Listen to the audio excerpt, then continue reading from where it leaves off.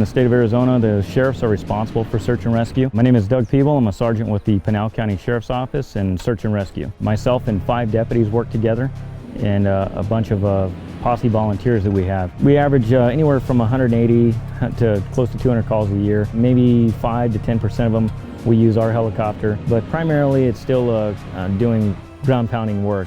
Being a search and rescue deputy definitely has its perks, being outside and being outside of an office and enjoying the desert and the wilderness.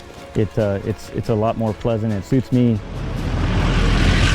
The most gratifying thing for me at least is when you show up and you see somebody who is in pain and misery and you're there to save them, and they're very, very happy to see you. We want to help people out, and this particular job, people are kind of excited to see you when you show up,